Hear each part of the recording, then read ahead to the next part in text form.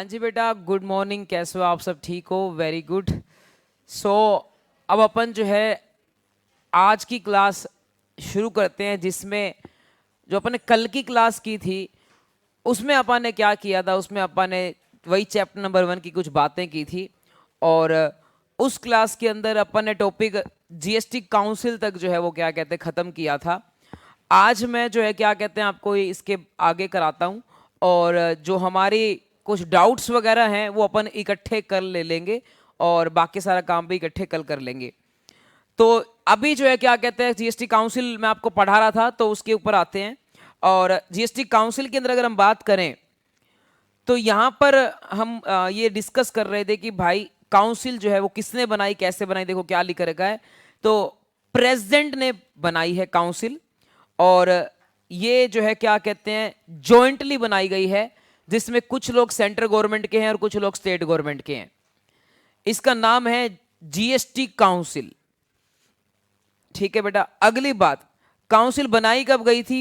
ये बनाई गई थी 12 सितंबर 2016 को बनाई गई थी, और ये 15 सितंबर 2016 को प्रेसिडेंट ने कॉन्स्टिट्यूट की थी, और प्रोविजंस उसके बनाए गए थे 12 सितंबर को। तो मतलब आप मान के चलो कि 15 सितंबर को ये ऑपरेशन में आई थी 2016 में।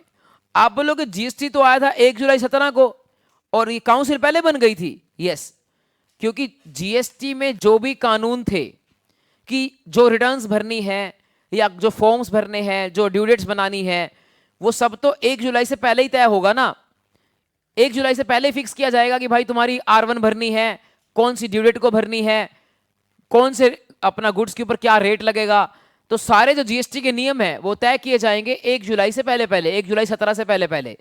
तो काउंसिल जो है 1 साल पहले बन चुकी थी, और वो लगातार काम कर रही थी। उसने जीएसटी के रूल्स बनाए, और फिर जाकर जो है 1 जुलाई 17 को जीएसटी आया। अब काउंसिल में कौन कौन होता है, मेंबर कौन कौन है? तो सबसे पहले मैंने बताया था आपको यूनियन का मतलब होता है सेंट्रल गवर्नमेंट। सेंट्रल गवर्नमेंट की जो फाइनेंस मिनिस्टर हैं वो चेयरपर्सन है, वो हेड है मीटिंग की। सेंट्रल गवर्नमेंट की फाइनेंस मिनिस्टर यानी कि निर्मला जी। देखो मैंने यहाँ पर आप लोगों के लिए डाउनलोड करके फोटो लगाई है। एक 47th मीटिंग हुई थी 2022 में। अब तो देखो कितनी मीटिंग हो चुकी होंगी, 100 से ऊपर जा चुकी होंगी। 2022 की मीटिंग हुई थी 47th, और उसके अंदर जो है वो सेंटर में देखो निर्मला जी बैठी हैं, और बाकी सारे मंत्री लोग बैठे हैं उनके आसपास। तो ये चेयरपर्सन है, हेड है। इसके अलावा एक बंदा और होता है जो सेंट्रल गवर्नमेंट का होता है, उसको बोलते हैं अपन union minister of state in charge of revenue. मतलब क्या, ये है तो यूनियन मिनिस्टर यानी कि गवर्नमेंट, सेंट्रल गवर्नमेंट का मंत्री है, बट ये जो है स्टेट्स का चार्ज है। स्टेट्स का चार्ज मतलब हर स्टेट को तालमेल करता है ये मंत्री। ये निर्मला जी से छोटी पावर है इनके पास, लेकिन बाकी सारे स्टेट्स को रेवेन्यू के मामले में, कमाई के मामले में तालमेल करता है ये मंत्री सेंट्रल गवर्नमेंट का। अभी जो है उनका नाम है पंकज चौधरी, जो आज की डेट में ये मिनिस्टर जो हैं उनका पंकज चौधरी नाम है। वो भी जीएसटी काउंसिल के ही मेंबर है। तो 2 मंत्री हो गए सेंट्रल गवर्नमेंट के। कौन कौन से हो गए? एक तो हो गई निर्मला जी जो फाइनेंस मिनिस्टर है, और दूसरा हो गया union minister of state in charge of revenue. ये 2 मंत्री हो गए सेंट्रल गवर्नमेंट के, और बाकी सारे फाइनेंस मिनिस्टर होंगे ईच स्टेट, हर स्टेट के। मतलब हर स्टेट का जो फाइनेंस मिनिस्टर है वो भी इसका क्या होगा, अपना मेंबर होगा। तो हर स्टेट का फाइनेंस मिनिस्टर भी इसका मेंबर होगा। अब आते हैं तो तीन तरह के मेंबर हो गए। नंबर 1, एक तो मेंबर कौन हो गया, अपना फाइनेंस मिनिस्टर। दूसरा हो गया यूनियन मिनिस्टर। तीसरा, हर स्टेट का एक एक फाइनेंस मिनिस्टर जो है वो मेंबर होगा। इसके अलावा वाइस चेयरमैन कौन होगा? आपस में वो मिलकर वाइस चेयरमैन अपॉइंट कर लेंगे। Choose one of the amongst themselves to be vice chairman. अपने आपस में डिसाइड कर लेंगे वाइस चेयरमैन, क्योंकि चेयर पर्सन तो एक ही है, वो कौन है? निर्मला जी। बाकी जो है वो क्या कहता है, क्या होगा, एक बंदा और होगा जिसको क्या बोलेंगे, वाइस चेयरमैन, वाइस चेयरपर्सन, और वो आपस में सेलेक्ट कर लिया जाएगा।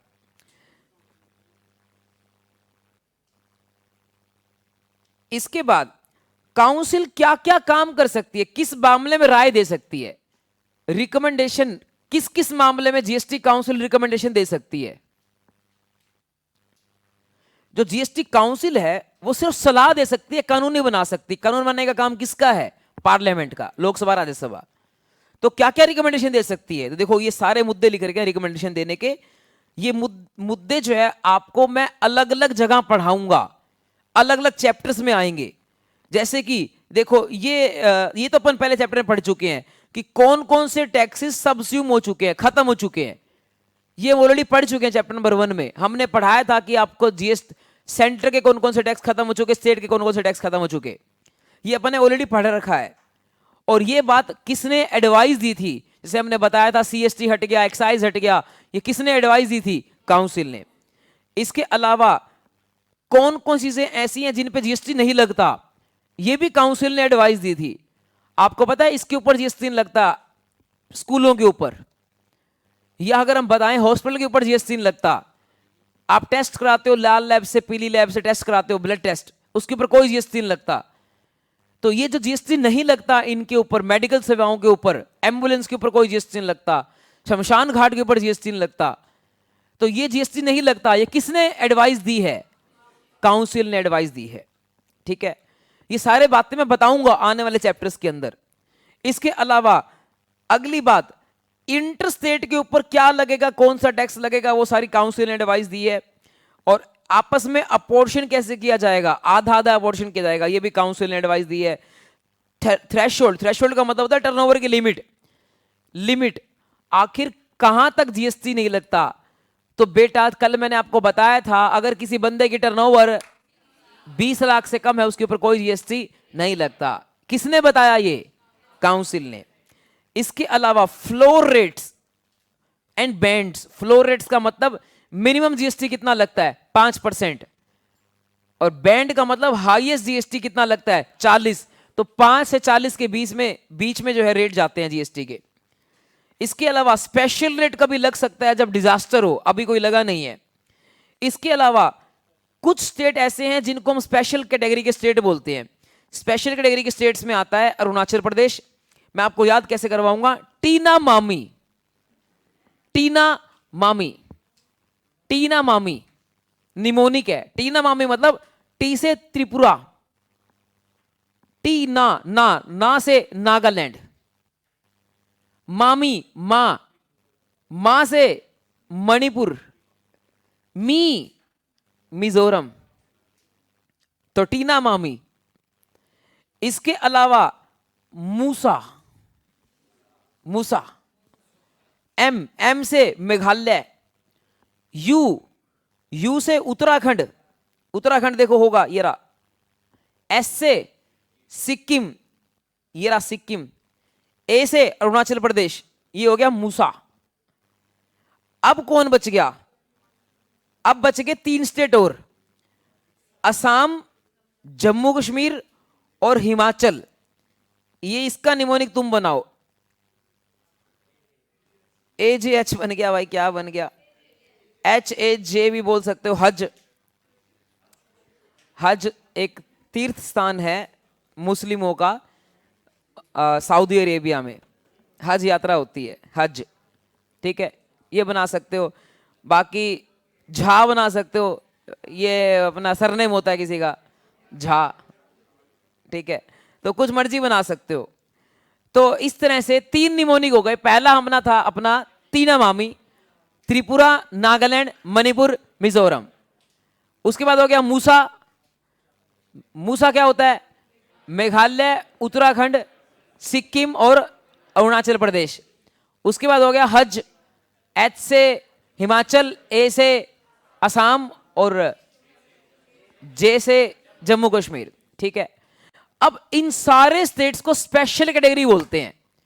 स्पेशल कैटेगरी का मतलब यहां उनको कुछ छूट मिलती है, कुछ रिलैक्सेशन मिलती है। जैसे मैं आपको बताऊं कि टीना मामी मैंने अलग क्यों बनाया निमोनिक, वो इसलिए क्योंकि ये बहुत ही गरीब स्टेट है, त्रिपुरा, नागालैंड, मणिपुर, मिजोरम। यहां तो टर्नओवर की लिमिट 20 लाख नहीं लगती, यहां टर्नओवर की लिमिट लगती है 10 लाख। क्या लिमिट लगती है? 10 लाख।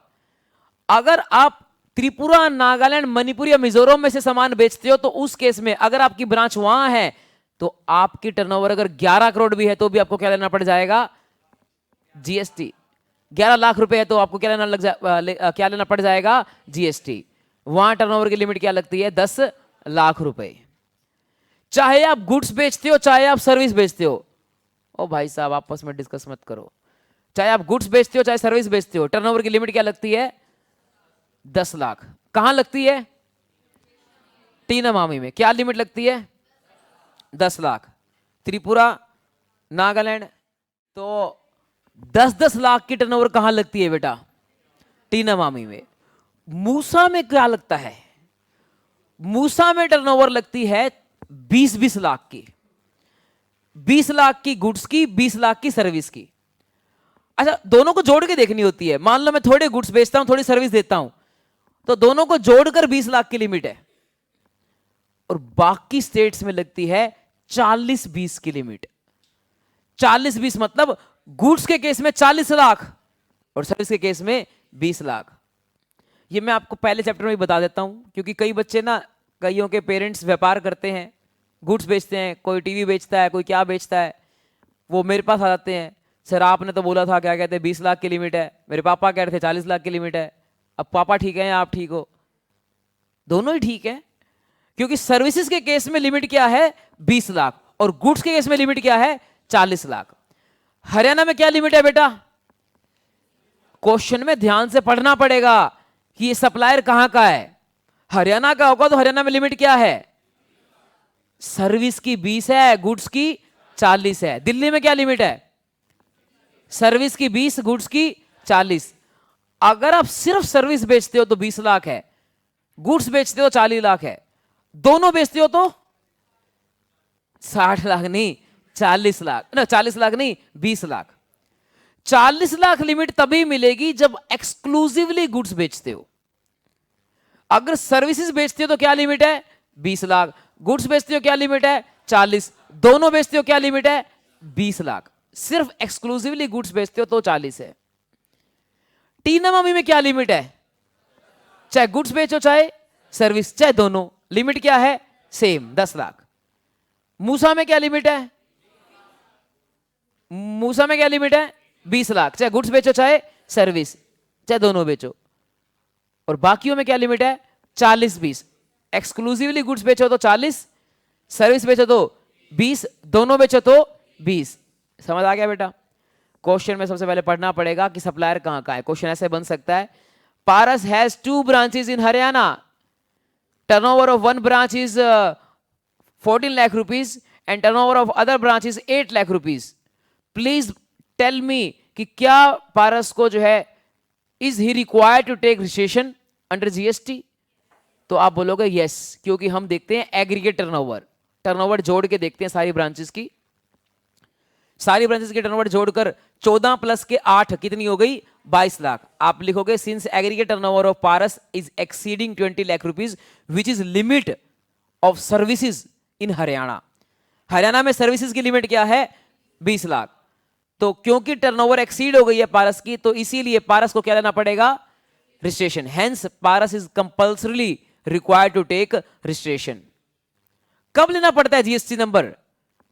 जैसे ही टर्नओवर क्या हो जाती है? 20 से ज्यादा। जिस दिन एक्सीड करेगी तो आपको जीएसटी नंबर लेना पड़ेगा।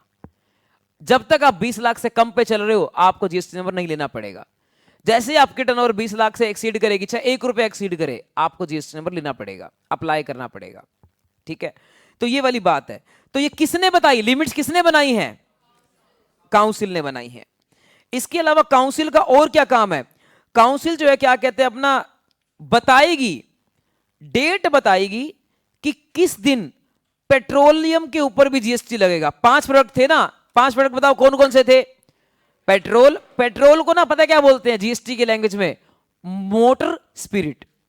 मोटर स्पिरिट, स्प्राइट होती है स्प्राइट, मोटर स्पिरिट मतलब मोटर में डलने वाली स्प्राइट है पेट्रोल।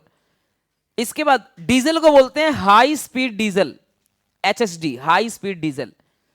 तीसरा क्रूड ऑयल, चौथा नेचुरल गैस, और पांचवा एटीएफ, एविएशन टर्बाइन फ्यूल। इनके ऊपर जीएसटी आज नहीं लगता, लेकिन एक दिन ऐसा आएगा जब इनके ऊपर भी क्या लगेगा? जीएसटी। वो दिन कब आएगा? कौन बताएगी? काउंसिल। इसके बाद इसके अलावा एक होता है बेटा HSN कोड। HSN कोड क्या होता है? हार्मोनाइज्ड सिस्टम ऑफ नोमेनक्लेचर, इसकी फुल फॉर्म होती है, लिख लो आप HSN। HSN harmonised system of nomenclature, ये क्या होता है बेटा? आइए मैं इसके लिए आपको इधर अपना जीएसटी की वेबसाइट पे लेके जाता हूं, तो हम HSN कोड देखते हैं। HSN कोड, इसकी लिस्ट देखते हैं HSN कोड की। बेटा ये HSN कोड क्यों बनाए गए हैं भाई? तो जैसे अपन यहां देखते हैं मोबाइल, मोबाइल का क्या HSN कोड है? मोबाइल, ये आ गया भाई। ओहो, मोबाइल फोन आ गए, देखो पुश बटन वाले मोबाइल फोन आ गए।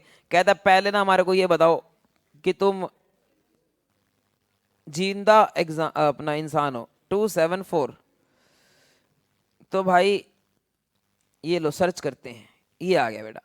तो मोबाइल का HSN कोड ये आ गया 85171219। नोकिया मोबाइल वगैरह इसमें कवर्ड है, तो इनका ये पुश बटन वालों का, टच स्क्रीन वालों का अलग पाएगा HSN कोड। अब ये HSN कोड क्यों बनाए जाते हैं बेटा? HSN कोड इसलिए बनाए जाते हैं, देखो इसकी शुरुआत हुई थी पूरे वर्ल्ड लेवल पर, ये कोड है क्योंकि यहां मोबाइल बोलते हैं। हो सकता है कि जापान में कुछ और बोलते हो, चाइना में किसी कुछ और बोलते हो, हरियाणवी में फोन हुआ बोलते हो, नहीं वो तो बिहारी में हो गए, हरियाणवी में कुछ और बोलते हो। तो इसीलिए मोबाइल के नाम अलग अलग हो सकते हैं।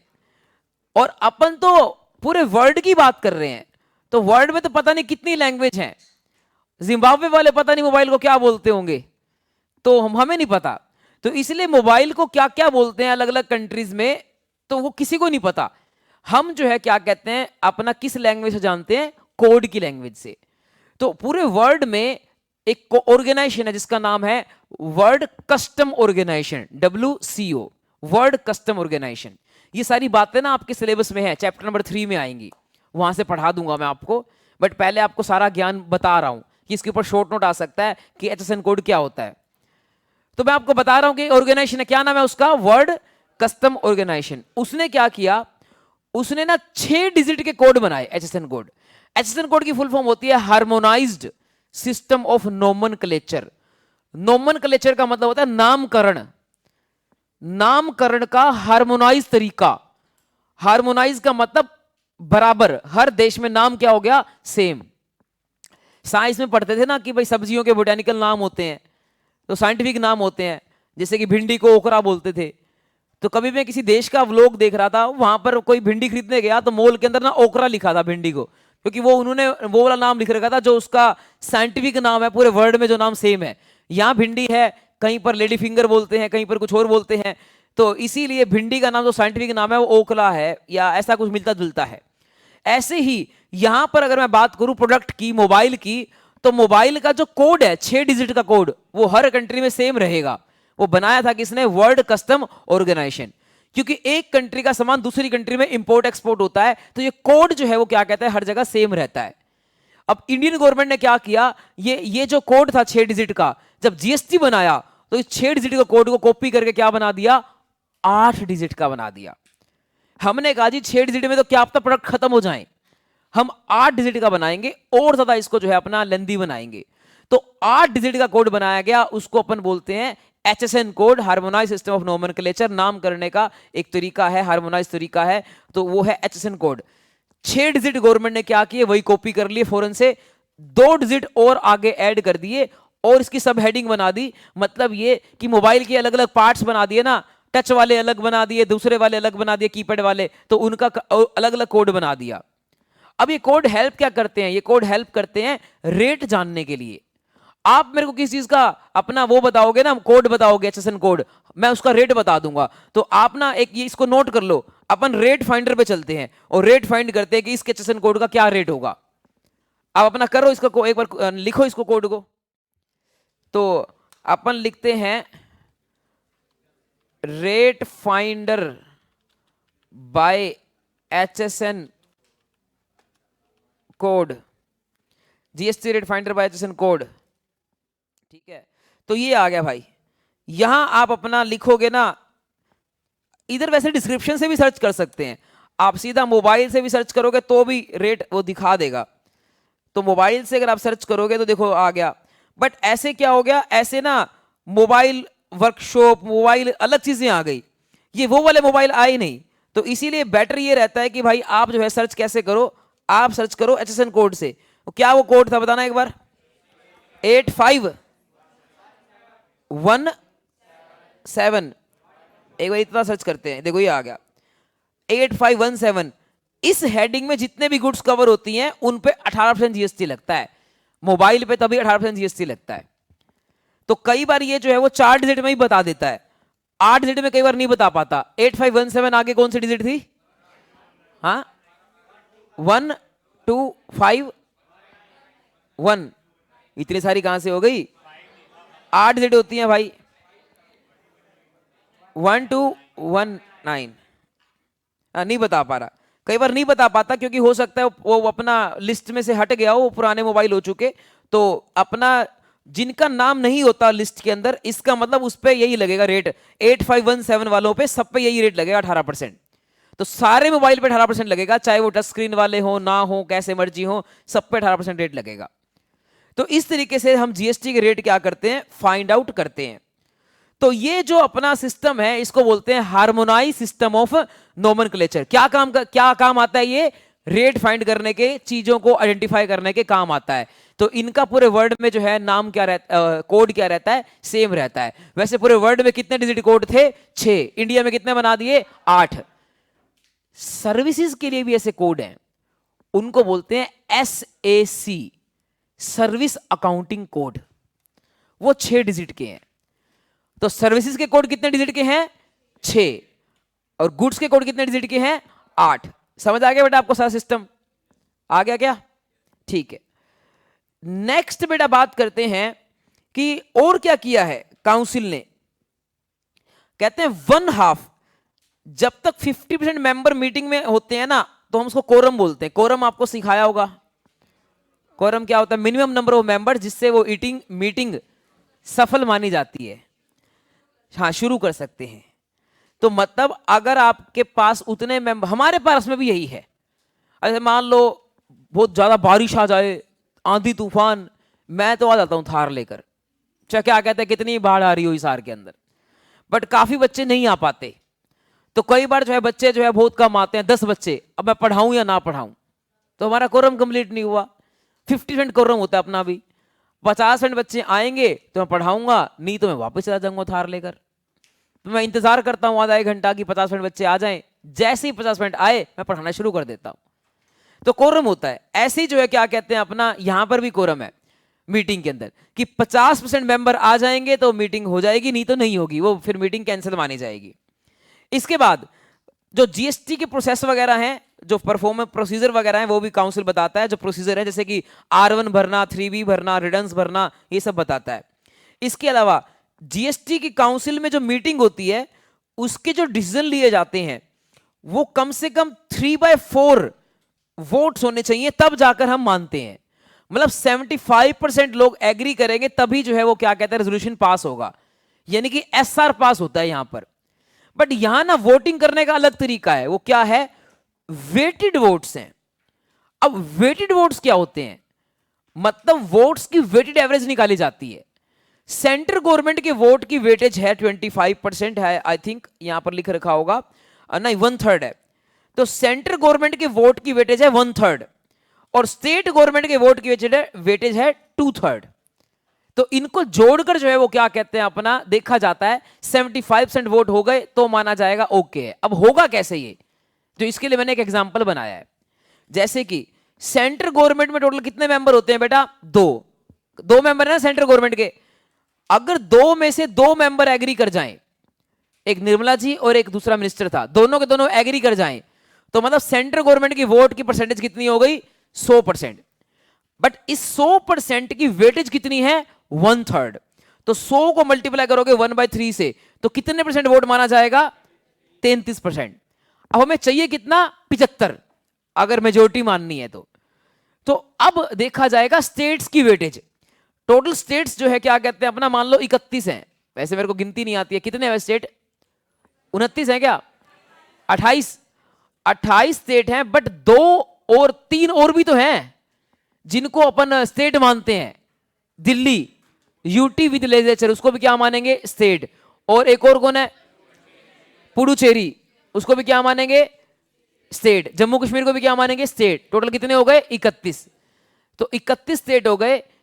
31 में से मान लो 20 स्टेट मान गए कि हाँ कर दो जी ये काम, कितना परसेंट हो गया? 65। अब इस 65 को कितनी वेटेज मिलेगी? 2/3। तो कितना आ गया? 65 को 2/3 करना भाई।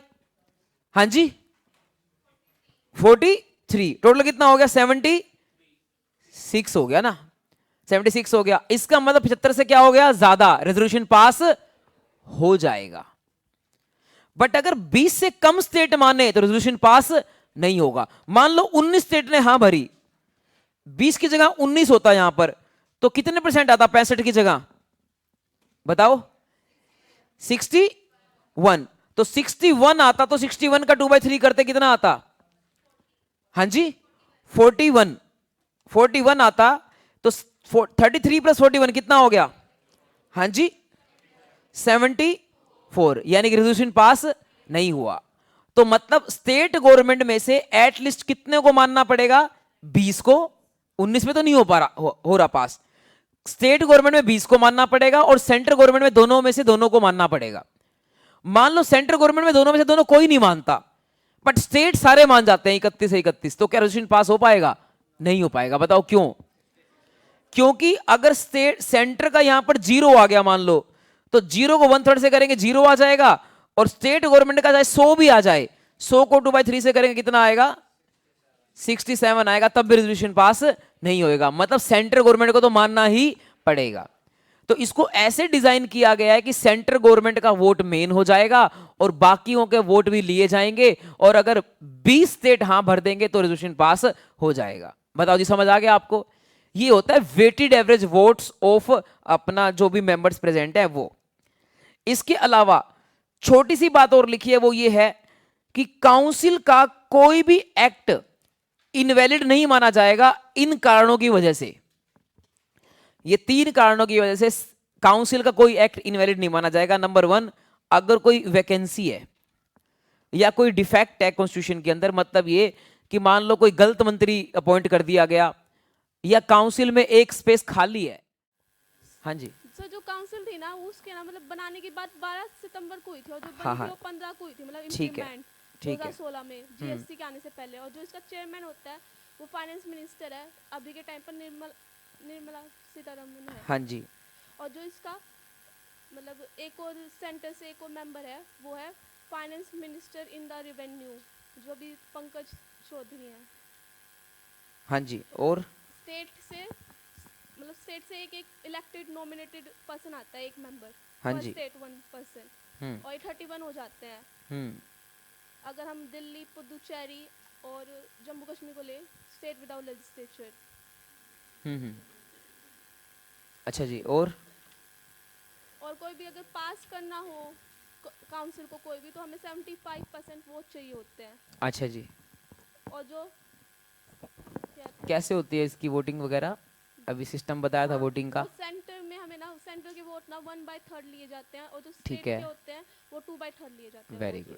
तो इतना बताया, कुछ तो चलो बताया। 2-4 नंबर का तो लिख पाएगी, थोड़ा और याद करेगी तो 5 नंबर का लिख पाएगी। तो 0 बताने से तो अच्छा है आप एक लाइन बता देते, मैं मान जाता कि चलो कुछ तो ध्यान था। 0 बता रहे हैं, बताओ। बैठ जाओ बेटा, बैठ जाओ। ठीक है, तो अब मैं बता रहा था आपको कि ये जो है अपना काउंसिल का कोई एक्ट, काउंसिल ने कोई डिसीजन लिया, वो डिसीजन जो है इनवैलिड माना जाएगा। क्यों इनवैलिड माना जाएगा? नहीं, इनवैलिड नहीं माना जाएगा। इन रीजन की वजह से इनवैलिड नहीं माना जाएगा। Number 1, vacancy. जैसे एग्जांपल के तौर पे किसी स्टेट में मान लो चुनाव हो रहे हैं, पंजाब में, तो पंजाब में चुनाव हो रहे हैं, तो पंजाब जो है क्या कहते हैं अपना, तो वहां का मंत्री कोई होगा नहीं अभी, तो मंत्री कोई नहीं होगा, तो वैकेंसी हो गई। तो वैकेंसी हो गई तो उस केस में इनवैलिड नहीं माना जाएगा। दूसरा, कोई डिफेक्ट हो गया अपॉइंटमेंट में। अपॉइंटमेंट डिफेक्ट ये हो सकता है कि हमें अपॉइंट करना था स्टेट गवर्नमेंट का फाइनेंस मिनिस्टर, अपॉइंट कर दिया कोई और मंत्री गलती से, तो उससे भी कोई इनवैलिड नहीं माना जाएगा, क्योंकि मेजोरिटी तो मंत्री ठीक है ना भाई। इसके अलावा या कोई प्रोसीजरल इरेगुलरिटी हो गई। प्रोसीजरल का मतलब कि मान लो काउंसिल का एक प्रोसीजर है कि भाई हर 2 महीने में एक बार मिलते हैं, हो सकता है 2 महीने में एक बार नहीं मिल पाए, थोड़ा लेट मिले या कुछ भी और रीजन हो गया, तो उस केस में भी काउंसिल का कोई डिसीजन नहीं माना जाएगा गलत। इसके अलावा काउंसिल और क्या काम करती है, काउंसिल जो है डिस्प्यूट सुलझाती है, लड़ाइयां सुलझाती है गवर्नमेंट के बीच में, गवर्नमेंट मतलब सेंट्रल गवर्नमेंट के बीच में और स्टेट गवर्नमेंट के बीच में, या फिर गवर्नमेंट के बीच में और वही स्टेट गवर्नमेंट के बीच में तो हो चुकी बात, बिटवीन 2 और मोर स्टेट्स, 2 या 2 से ज्यादा स्टेट्स के बीच में लड़ाई होती है तो भी सुलझाएगी, या सेंट्रल गवर्नमेंट और स्टेट गवर्नमेंट में लड़ाई होती है तो भी सुलझाएगी। तो ये सारा टॉपिक था आपका काउंसिल के बारे में जो भी पेपर में आ सकता है।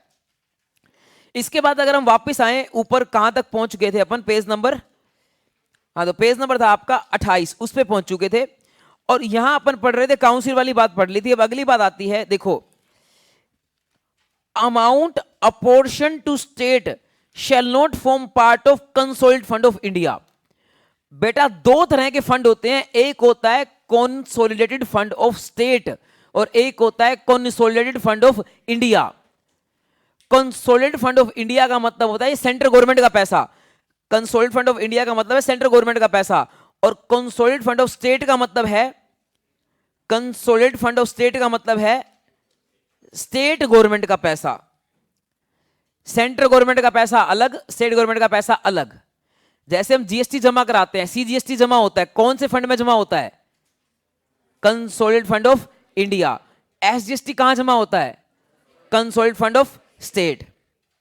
ठीक है, तो ये कह रहे हैं कि जो पैसा बांट दिया जाएगा स्टेट में वो इंडिया वाले फंड का पार्ट नहीं बनेगा, वो तो है ही, क्योंकि वो किसका पार्ट बन जाएगा, वो स्टेट गवर्नमेंट के फंड का पार्ट बन जाएगा। क्योंकि जो आईजीएसटी का पैसा आपने कहां बांट दिया, आईजीएसटी का पैसा आपने कहां बांट दिया, आधा पैसा सेंटर को आधा पैसा स्टेट को, जो स्टेट को बांट दिया वो किसका पार्ट बनेगा, स्टेट वाले फंड का, और किसका पार्ट नहीं बनेगा, सेंटर वाले फंड का। ऐसे देखो आगे लिख रखा है, amount collected in one clause, one clause में जो अमाउंट कलेक्टेड है वो है IGST, has been used for the payment of tax under state, यानी कि एसजीएसटी। मतलब अगर आईजीएसटी का आईटीसी एसजीएसटी में यूज हो जाता है तो क्या होगा, तो देखो मैं बताता हूं आपको क्या होगा।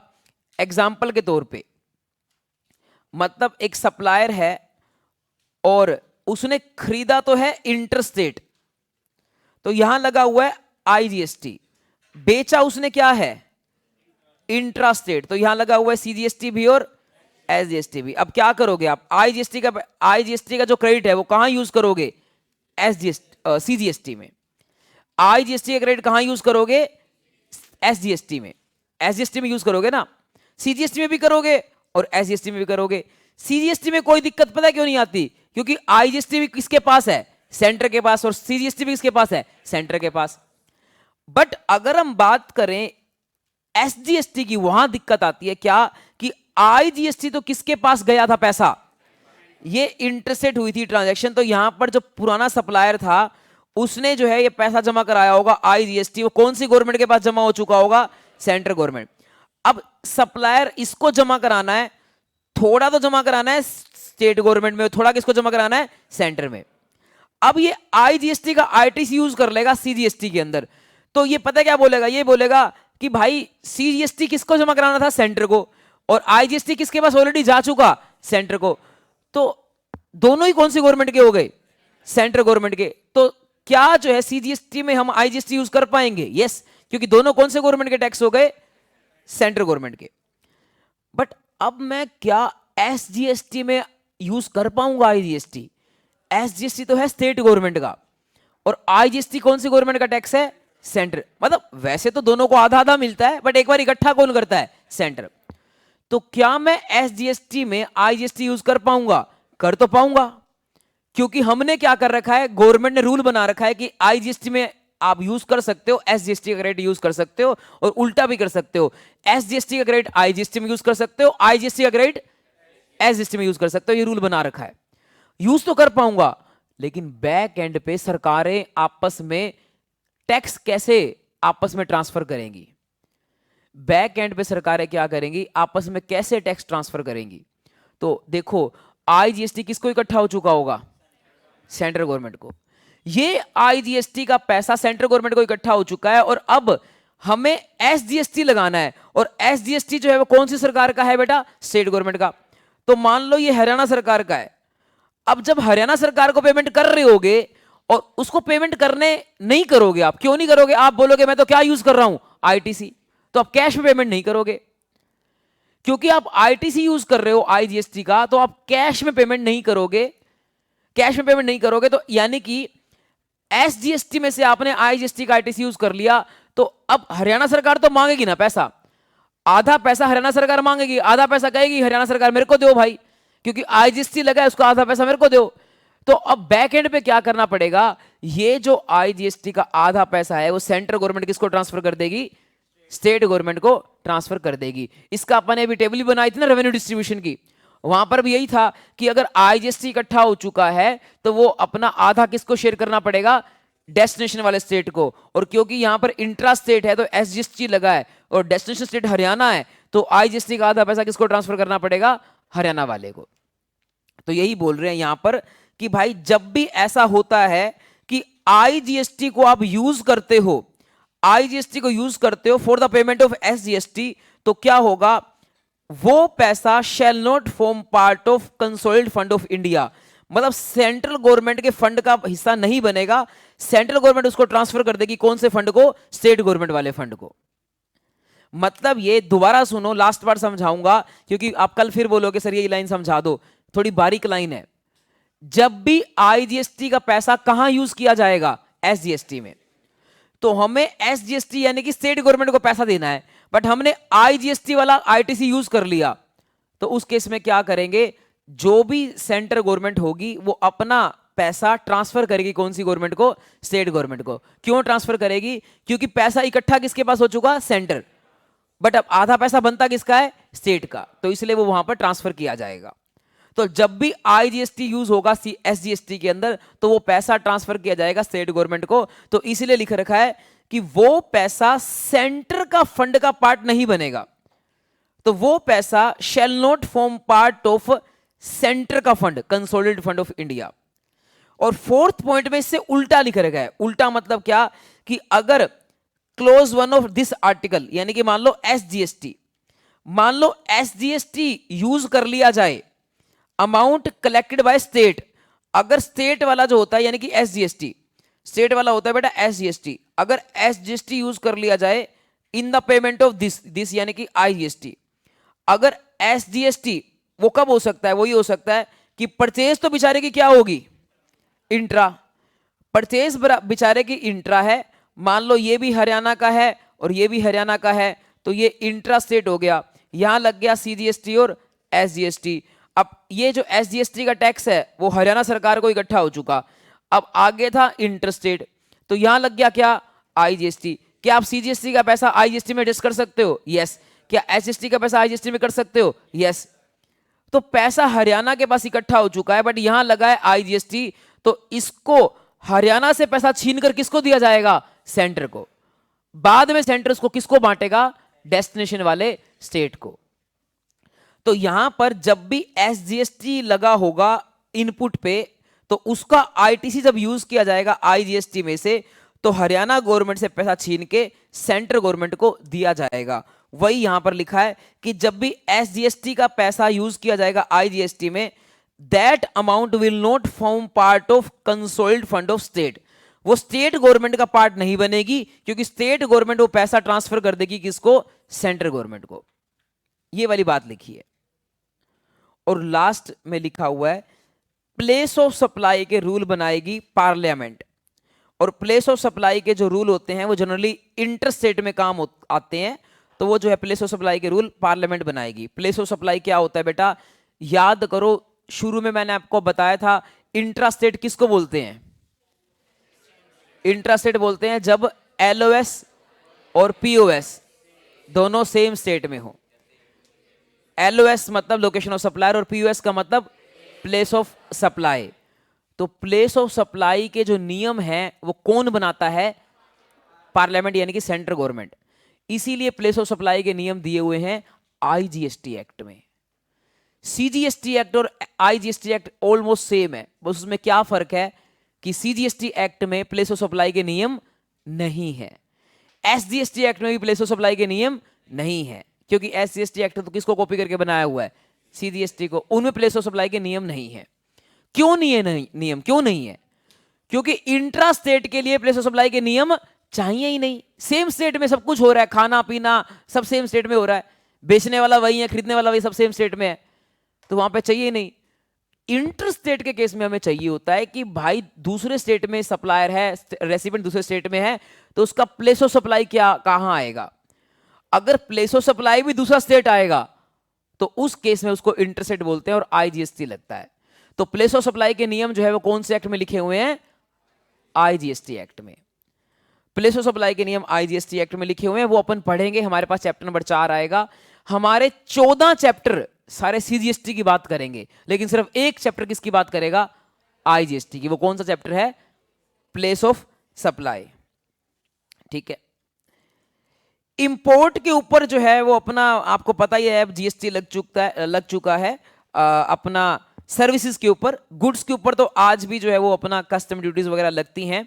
और हाँ, वैसे काउंटर वेलिंग ड्यूटीज को हटा दिया गया है, उसकी जगह जीएसटी लगता है। आईजीएसटी जो है वो लग जाता है काउंटर वेलिंग ड्यूटीज की जगह। पहले काउंटर वेलिंग ड्यूटीज लगती थी, तो कुछ गुड्स के ऊपर जो है वो जीएसटी भी लग जाता है। जहां पहले काउंटर वेलिंग ड्यूटीज लगती थी उसकी जगह जीएसटी लग जाता है। इसके बारे में ज्यादा नहीं बताऊंगा क्योंकि एक्साइज का मामला है ये। पहले एक्साइज एक्ट लगता था, वो अपने सिलेबस का पार्ट नहीं है। इंपोर्ट एक्सपोर्ट वैसे भी अपने सिलेबस का पार्ट नहीं है। इसके अलावा नेक्स्ट है बेटा, जीएसटी को डिस्ट्रीब्यूट किया जाएगा सेंटर और स्टेट के अंदर, आधा आधा डिस्ट्रीब्यूट किया जाएगा। वो मैंने आपको पहले ही बता रखा है, तो इसमें कुछ ज्यादा खास बात नहीं है। प्रेसिडेंट के द्वारा बताया गया है, वो अपना मैंने आपको बता ही दिया। काउंसिल बनाई गई थी प्रेसिडेंट ने, और काउंसिल ये सब बताती है। इसके अलावा आगे जो है वो क्या कहते हैं, सरचार्ज लिख रखा है। सरचार्ज तो लगते ही नहीं है जीएसटी के अंदर, तो सरचार्ज वगैरह जीएसटी में नहीं लगते, तो ये वाला आर्टिकल जो है वो एक्सक्लूड करता है जीएसटी को सरचार्ज के बारे में। फिर डेफिनेशन दे रखी है, अपना गुड्स की डेफिनेशन है, सर्विस की डेफिनेशन है, गुड्स की डेफिनेशन है। ये यहां से नहीं पढ़नी, क्यों? क्योंकि इसके लिए पूरा अलग चैप्टर, अगला चैप्टर आएगा, वहां से पढ़नी है। ये जो डेफिनेशन लिखी हुई है ये आर्टिकल में लिखी हुई है, बट अपने को आर्टिकल वाली डेफिनेशन नहीं पढ़नी। आर्टिकल वाली डेफिनेशन तो है जनरल डेफिनेशन, हमें गुड्स की डेफिनेशन वो पढ़नी है जो हमारे जीएसटी एक्ट ने दी है, वो मैं आपको पढ़ाऊंगा अगले चैप्टर में। तो ये डेफिनेशंस आपको नहीं पढ़नी है। इसके अलावा अपना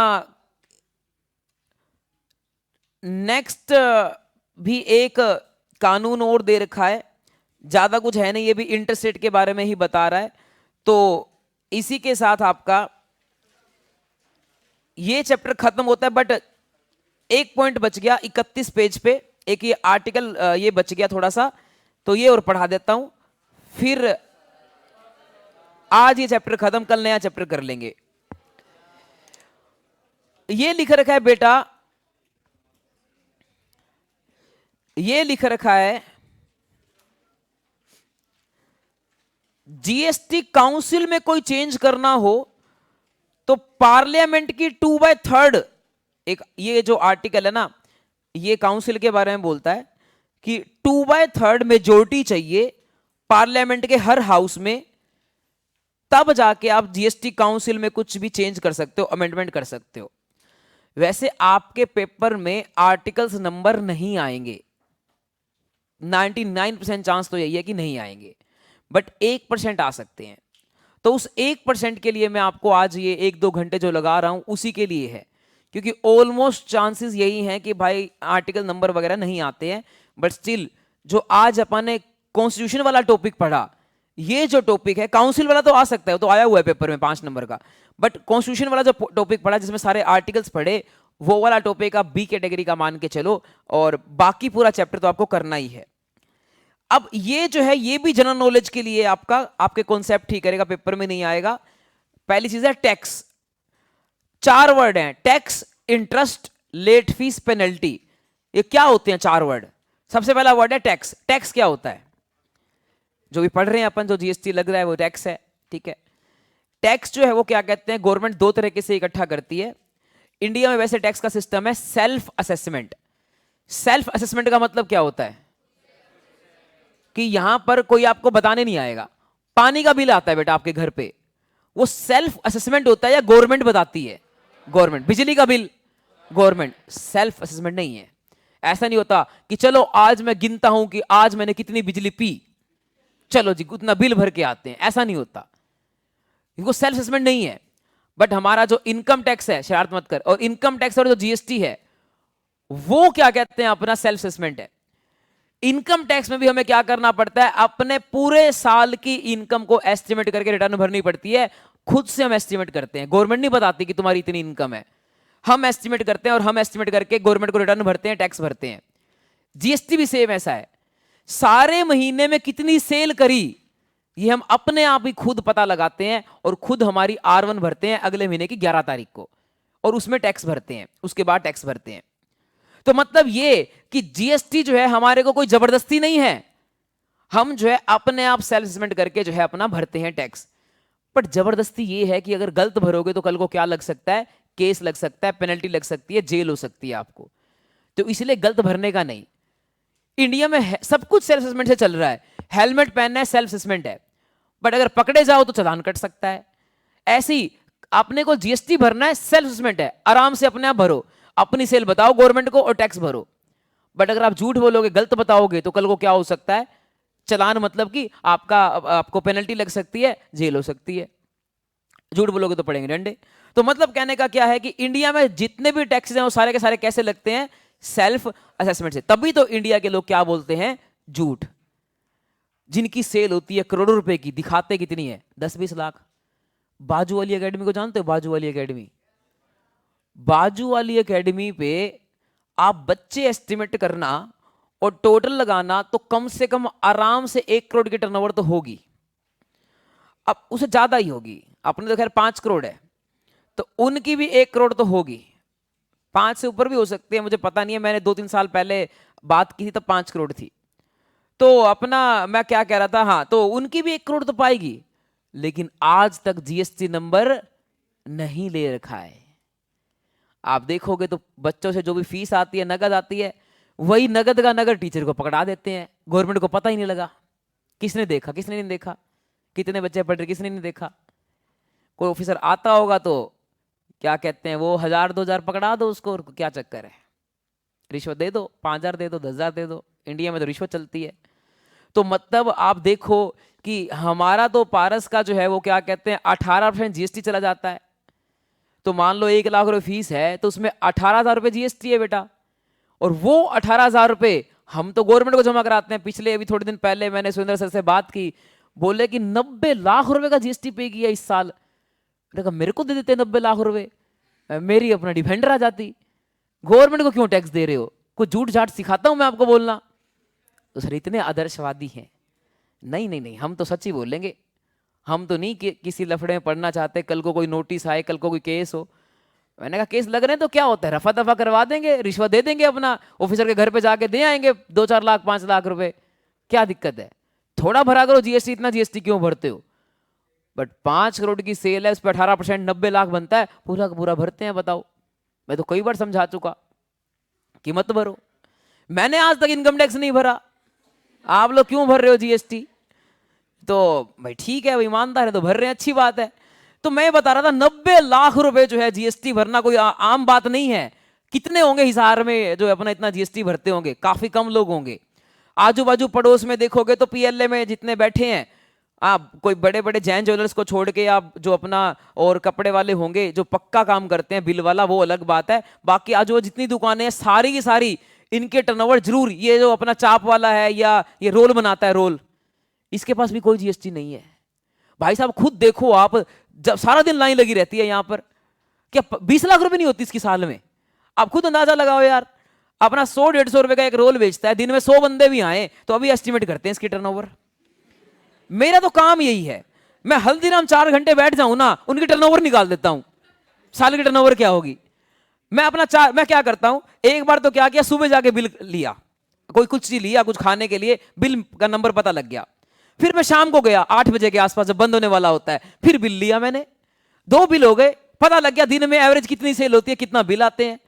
और 2-4 बार आप देख भी लोगे तो पता लग जाएगा कि एक बंदा जो बिल होता है वो कितने रुपए का एवरेज खाता है, 200 का, 400 का, 500 का।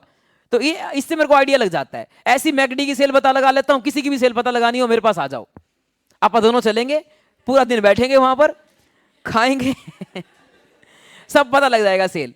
कपड़े की दुकान पे चले जाओ, एक सुबह ब्लेजर खरीद लो, एक शाम को, बिल का नंबर पता लग जाता है, बिल का नंबर।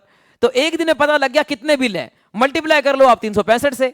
अब अंदाजे के तौर पे अपन कह रहे थे कि भाई ये अपना 100 बंदे आते होंगे चाप खाने में, ज्यादा ही आते होंगे, बट अंदाजा बताता हूं, चलो 100 आते हैं, 150 आते हैं, 200 आते हैं। तो मान लो 200 बंदे चाप खाते हैं, इनटू में 150 रुपए का एक रोल आता है, 30,000 रुपए दिन के। भाई साहब, ये तो मैं भी नहीं कमाता इतने, तो मैं तो रोल की दुकान खोल लेता हूं, तुम सारे खाओगे ना मेरी दुकान से। एक बार पता है क्या हुआ, अब मेरा एक दोस्त है, उसकी ना बेकरी है, वो बोला कि तेरे तो सारे स्टूडेंट जानते हैं तेरे को, तो मैं पारस के सामने खोल देता हूं बेकरी, तो बहुत चलेगी दुकान। तो पारस के सामने उसने बेकरी खोल ली, कुछ दिन पहले की बात है, अपना 6 महीने पहले की। तो उसके बाद जो है क्या कहते हैं, मेरे पास आया, कहता कि क्लास में प्रमोट कर दे, तेरे नाम से जो बच्चा आएगा ना उसको मैं 10% डिस्काउंट भी दूंगा। उस टाइम बैच चल रहा था फाउंडेशन का। मैंने बोला बच्चों को कि बेटा कुछ भी लेना हो, सामने दुकान है, उस पर चले जाना, मेरा नाम बोल देना, 10% डिस्काउंट मिलेगा और मस्त खाना पीना, ठीक है। वो बेचारा उठा के भी चला गया दुकान। इतने गंदे बच्चे हैं, एक बात नहीं मानी, कोई नहीं गया बेचारे के पास। वो बेचारा कितनी आस से आया था मेरे पास, वो बेचारा 3 महीनों के अंदर दुकान उठा के चला गया, ठीक है। तो 30,000 रुपये गुना में 365, टर्नओवर कितनी होगी भाई साहब, बहुत ज्यादा हो रही है, 1 करोड़ से ऊपर जा रही है टर्नओवर, मैथ नहीं आता इतना मेरे को। तो 1 करोड़ रुपए की टर्नओवर है, क्या जीएसटी नंबर लेना चाहिए? ये फूड जो है सर्विस की इंडस्ट्री है, 20 लाख से ऊपर जाते ही क्या लेना पड़ता है? GST number. लेकिन आज तक उसने जीएसटी नंबर नहीं ले रखा। पढ़वाओ रेड। एड्रेस देता हूं मैं, सेक्टर 17 के सामने है जीएसटी का ऑफिस, वहां जाना। मेरे तो भाई साहब, मेरी पे क्या रेड पढ़वाओगे? मेरे अकाउंट सारे क्लियर है बेटा, मेरे अकाउंट में पैसे ही नहीं है, क्या रेट बढ़वाओगे बताओ? हाँ, कौन सी रिकॉर्डिंग में क्या दिखाओगे बताओ? है ही नहीं बेटा, सेल ही नहीं है, पारस से पैसे नहीं आते, 20 लाख से कम ही आते हैं, क्या करूं बताओ? पैसे ज्यादा होंगे तो मैं तो खुश हूं, जीएसटी नंबर ले लूंगा, कोई दिक्कत नहीं है। आईटीसी मिल जाएगा, मोबाइल खरीदूंगा आईटीसी, मैकबुक खरीदूंगा आईटीसी, गाड़ी खरीदूंगा, कुछ और खरीदूंगा आईटीसी, तो वो तो मिल जाएगा, कोई चक्कर नहीं है। तो जीएसटी में कोई चक्कर नहीं है। बट द पॉइंट इज कि भाई जो बाकी लोग हैं जिनके टर्नओवर 1-1 करोड़ रुपए पहुंच चुकी है, वो जीएसटी नंबर नहीं ले रहे हैं। आप लोग जो है क्या कहते हैं, अपना देखो, आजू बाजू देखोगे तो आपको बहुत लोग मिलेंगे। आप ऐसे नोटिस किया करो चीजें। अब तुम मेरे विद्यार्थी हो, अब तुम अंधे की तरह मत जियो, आंखें खोल के जियो। कि और कौन सी आंखें? टैक्स की आंखें। अब हमारे को हर चीज किस एंगल से देखनी है? टैक्स के एंगल से या फाइनेंस के एंगल से। मैं तो प्रॉफिट भी निकाल लेता हूं। जब कल मैं बेकरी बैठा था, मिड टाउन की बेकरी है ना सामने, 2 घंटे वहां बैठे थे, टाइम पास कर रहे थे। तो मैंने कहा भाई साहब देखते हैं सेल कितनी है। मैं कस्टमर गिन रहा था, 2 घंटे में 10 कस्टमर आए होंगे। एवरेज जो है क्या क्या 200 रुपए का कुछ खाया होगा, कॉफी पी होगी, और तो क्या लिया होगा, 250 रुपए का लिया होगा, मैंने भी इतना ही लिया था। तो 250 गुना में 10 कस्टमर कितने हो गए? 2500 रुपए। अब दिन में और कितने आ जाएंगे?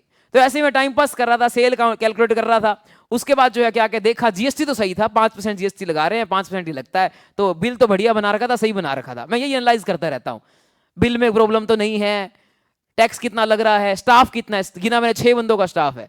मैंने कहा फालतू का स्टाफ रख रहा है क्या बताओ, 6 बंदों की जरूरत ही नहीं है। तो 6 बंदों का स्टाफ है, इतनी सैलरी देते होंगे, 20,000 रुपए की सैलरी होगी, टोटल 1,20,000 का तो स्टाफ की सैलरी हो गई। तो ये इस तरह से दिमाग काम करता है सीए का। आपको भी मैं वही सिखा रहा हूं कि आपको भी वैसा ही बनना है कि भाई एनालाइज करनी है चीजें। तो आपको जो है क्या करना है, टैक्स को एनालाइज करना है बार बार। जब भी कहीं देखो बिल देखो, टैक्स एनालाइज कर लो, जीएसटी का रेट देख लो कितना है, देखो इनवॉइस ठीक बना रखा है नहीं बना रखा, पक्के का काम कर रहे हैं कच्चे का काम कर रहे हैं, कैसे कर रहे हैं, जीएसटी नंबर है कि नहीं है, टर्नओवर कैलकुलेट कर लो। तो आप जब ऐसे जियोगे ना तो आपको टैक्स मुश्किल लगेगा ही नहीं। हमारे तो बस चुका है खून में। मेरा जब सैंपल निकालता है कभी ना डॉक्टर, तो उसमें टैक्स पॉजिटिव निकलता है, बी पॉजिटिव आता ही नहीं है, टैक्स पॉजिटिव आता है। तो क्योंकि रग रग में खून के अंदर जो है अपना टैक्स बस चुका है, अब वो निकाला नहीं जा सकता। या फाइनेंस बस चुका है। हाँ जी, कितने % टैक्स आता है? 100%। सारा टैक्स ही टैक्स है, और कोई सब्जेक्ट नहीं आता मेरे को। चलो जी, तो टैक्स जो है वो क्या होता है, वो लगता है सेल्फ असेसमेंट के थ्रू, और साथ में नोटिस। नोटिस क्या कि अगर आप टैक्स नहीं पे करोगे तो अपना क्या आएगा, गवर्नमेंट की तरफ से नोटिस। तो टैक्स 2 तरीके से लगता है, या तो ईमानदारी से पे कर दो, नहीं तो क्या आता है बेटा, नोटिस। अगली चीज क्या होती है बेटा, इंटरेस्ट। इंटरेस्ट कब लगता है? इंटरेस्ट तब लगता है जब आप टाइम पे टैक्स नहीं पे करते। टैक्स भरने की डेट होती है 20 तारीख, 11 तारीख को क्या भरी जाती है? R1, और 20 तारीख को क्या भरी जाती है? 3B।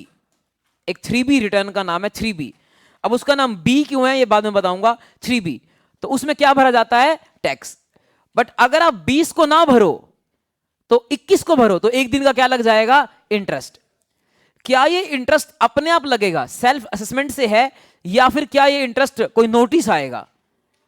सेल्फ असेसमेंट से। खुद को पता है ना तुमको एक दिन लेट भरा है, तो अपने आप ही क्या करो, आप इंटरेस्ट भर दो साथ में। नहीं भरोगे तो क्या आएगा? नोटिस। तो इंटरेस्ट भी दोनों तरीकों से लगता है, सेल्फ भी अपने आप भी लगा सकते हो, नोटिस भी आ सकता है। और इंटरेस्ट क्यों लगता है? लेट पेमेंट ऑफ टैक्स के लिए तब लगता है इंटरेस्ट। सारी जिंदगी टाइम पे भरते रहोगे तो कभी भी इंटरेस्ट नहीं लगेगा, सिर्फ टैक्स लगेगा, इंटरेस्ट कभी नहीं लगेगा। अगली चीज आती है लेट फीस। लेट फीस तब लगती है जब रिटर्न लेट भरते हो, रिटर्न जो है लेट भरते हो। जैसे मैंने बोला 3B कब भरनी होती है? 20 को। अगर आप 21 को भरोगे तो क्या लग जाएगी? Late fees. 21 को 3B भरोगे लेट फीस लगेगी, और टैक्स भी लेट भरोगे तो क्या लगेगा? इंटरेस्ट भी लगेगा। मतलब दोनों चीजें लग जाएंगी। मतलब अगर आपने टैक्स लेट भरा तो इंटरेस्ट लग गया, और 3B लेट भरी तो क्या लग गया आपको? Late fees.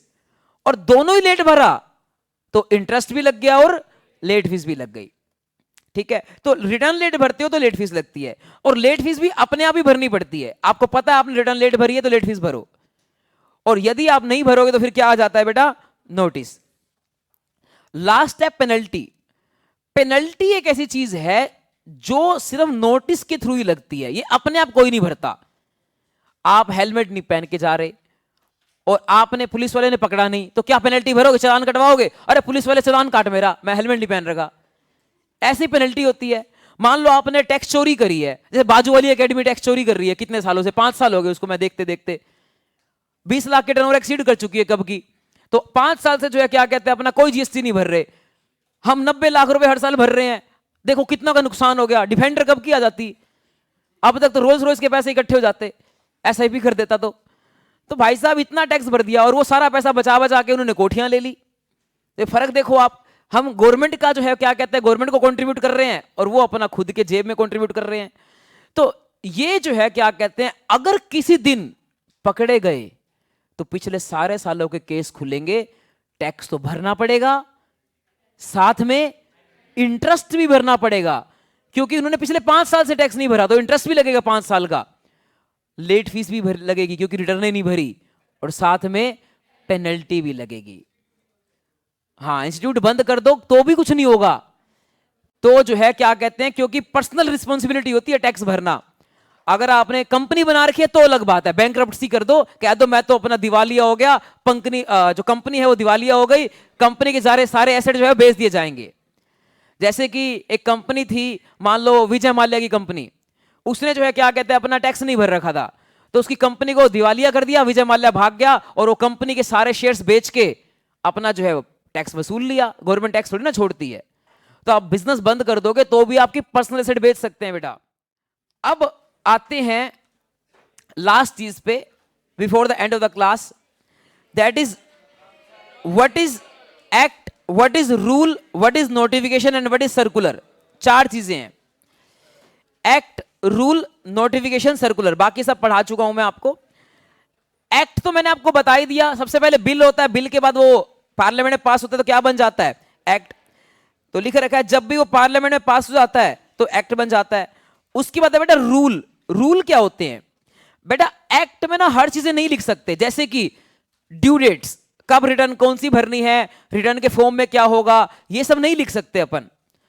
तो इसीलिए रूल बनाए जाते हैं ताकि एक्ट लेंदी ना बन जाए, एक्ट शॉर्ट रहे, छोटा रहे, तो उसके लिए क्या बनाए जाते हैं? रूल्स। जैसे छोटी मोटी जो बातें होती है, ड्यू डेट्स, R1 के बारे में, R1 में क्या क्या जाएगा, 3B में क्या क्या जाएगा, ये सब रूल में लिखा होता है। तो एक सबसे मेन चीज क्या होती है? एक्ट। दूसरी चीज क्या होती है? रूल। रूल उसको क्या करते हैं? प्रोसीजर बताते हैं, गाइडलाइंस बताते हैं, एक्ट को इंप्लीमेंट करने में हेल्प करते हैं। ये रूल कौन इशू करता है? Central government. पार्लियामेंट बनाती है एक्ट, रूल पार्लियामेंट नहीं बनाती। रूल कौन बनाती है? Central government. याद है ना, बताया था 3 तरह के लोग होते हैं, एक्ट बनाने वाला, पार्लियामेंट। अप्लाई करने वाला कौन होता है? गवर्नमेंट। तो रूल कौन बनाती है? गवर्नमेंट। पार्लियामेंट रूल नहीं बनाती, पार्लियामेंट क्या बनाती है? एक्ट बनाती है। रूल कौन बनाती है? गवर्नमेंट। ठीक है। और अब बताओ, मान लो रूल में और एक्ट में लड़ाई हो, कौन जीतेगा? एक्ट। हमेशा एक्ट प्रिवेल करता है। अगर मान लो रूल कुछ अलग बोलता है तो एक्ट प्रिवेल करेगा हमेशा। इसके बाद है नोटिफिकेशन। जब भी आपकी नोटिफिकेशन आती है ना, वो अपना व्हाट्सएप पे या फिर अपना इंस्टाग्राम पे किसी ने लाइक कर दिया, नोटिफिकेशन आती है। ऐसी गवर्नमेंट क्या करती है, ये जो सीबीएसई की वेबसाइट है इस पे नोटिफिकेशन निकालती है। तो यहां पर अगर देखोगे तो जीएसटी एक्ट के अंदर जाकर तो यहां नोटिफिकेशन वगैरह उन्होंने निकाली होंगी, खैर वो अपना कभी देखेंगे। तो नोटिफिकेशन क्या होती है, जब भी गवर्नमेंट को कुछ चेंज करना है, अमेंड करना है, तो गवर्नमेंट क्या निकालती है? एक नोटिफिकेशन। नोटिफिकेशन का मतलब वेबसाइट पे लिख देती है कि हाँ हम ये चेंज कर रहे हैं। तो जब भी कुछ चेंज करना है तो गवर्नमेंट निकालती है नोटिफिकेशन। नोटिफिकेशन क्यों क्यों निकाली जाती है? नंबर 1, रूल को चेंज करने के लिए। नंबर 2, जीएसटी का रेट चेंज करने के लिए। नंबर 3, एग्जम्पशन देने के लिए। रूल को चेंज करने के लिए मतलब हो सकता है पहले कोई रूल था, अब रूल चेंज कर लिया। रेट चेंज करने के लिए, जैसे कि पहले गाड़ियों पे रेट लगता था कितने परसेंट? 28, अब घटाकर कर दिया 18। तो इसके लिए क्या निकाली गई होगी? नोटिफिकेशन, जो कि 22 सितंबर के आसपास निकाली गई थी। इसके अलावा एग्जम्पशन देने के लिए, जैसे मान लो एजुकेशन पे जीएसटी नहीं लगता तो एग्जम्प्ट कर दिया उसको, ये भी नोटिफिकेशन निकाली गई और बता दिया कि स्कूलों के ऊपर जीएसटी नहीं लगता। आप बोलोगे सर आपके ऊपर तो लग रहा है, पारस के ऊपर, ये प्राइवेट एजुकेशन सेंटर है, यहां लगता है, स्कूलों के ऊपर जो है नहीं लगता है। वो बताऊंगा आपको जब एग्जामिनेशन चैप्टर आएगा। नोटिफिकेशन कौन निकालता है? 2 बंदे, या तो गवर्नमेंट और या फिर सीबीआईसी। सीबीआईसी कौन है जानते हो? सेंट्रल गवर्नमेंट के अंडर आती थी ना सीबीआईसी और सीबीडीटी, तो वो निकालते हैं। यहां पर भी लड़ाई हो तो कौन जीतेगा? एक्ट जीतेगा। कौन जीतेगा? एक्ट। लास्ट है सर्कुलर। सर्कुलर क्या होता है बेटा? सर्कुलर जो होता है वो ऑफिसर्स के बीच की लड़ाई को सुलझाने के लिए होता है। आपको पता है जैसे कि पहले ना क्या होता था कि हर स्टेट का अलग अलग कानून है, तो इसी पहले अलग अलग कानून होते थे वैट के टाइम पे। तो क्या होता था, मान लो महाराष्ट्र का ऑफिसर है, वो पिज्जा को कहता है कि पिज्जा तो एक रोटी की तरह है, रोटी पे जो टैक्स लगता है ना 5%, वो पिज्जा पे लगेगा। एग्जाम्पल दे रहा हूं। या पापड़, मान लो पापड़ को कहता है वो रोटी है, रोटी वाला टैक्स लगेगा। बट पंजाब का ऑफिसर कहता है बल्ले बल्ले बल्ले, पापड़ रोटी है ही नहीं, पापड़ चखना है, हम दारू पीते हैं इसके साथ, तो वो लगाता है 18% टैक्स। ऐसा हो सकता है।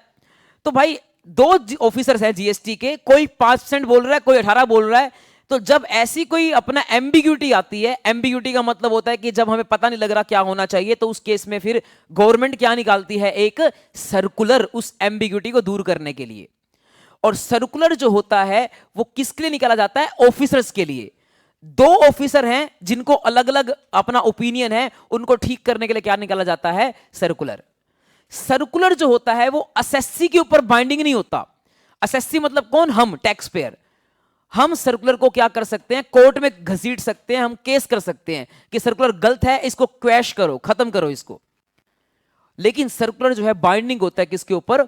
ऑफिसर्स के ऊपर। देखो क्या लिखा रखा है कि ये सर्कुलर क्यों लाए जाते हैं? डायरेक्शन देने के लिए ऑफिसर्स के ऊपर, एम्बिग्यूटी को हटाने के लिए सर्कुलर लाए जाते हैं। और असेसी जो है सर्कुलर को चैलेंज कर सकता है, लेकिन ऑफिसर्स नहीं कर सकते। इसी के साथ हमारा चैप्टर नंबर 1 होता है खत्म। अब आपसे मिलेंगे नेक्स्ट क्लास में और नया चैप्टर हम शुरू करेंगे। वैसे तो मैं चैप्टर शुरू करना चाहता था कि जब मैं वापस आ जाऊं, बट क्योंकि आज अपनी डबल क्लास लग गई और चैप्टर खत्म हो गया, मैं कल से शुरू कर दूंगा उस चैप्टर को। अब आपको घर से करके आने हैं पहले चैप्टर के एसएम के 5 क्वेश्चन ही कराना, ज्यादा नहीं दूंगा क्योंकि आपको टैक्स का होमवर्क दे रखा है दूसरे बच्चों को, तो बहुत थोड़ा होमवर्क दूंगा मैं जीएसटी में स्टार्टिंग में, जब तक आपका टैक्स का खत्म नहीं होता। तो 5 क्वेश्चन आपको पढ़ के आने हैं, 5 मिनट में पढ़ लोगे। I will see you in the next class. Bye bye. मैं सुनूंगा ये 5 क्वेश्चन रैंडमली जिनका नंबर आएगा। मिलेंगे नेक्स्ट क्लास में। Bye bye.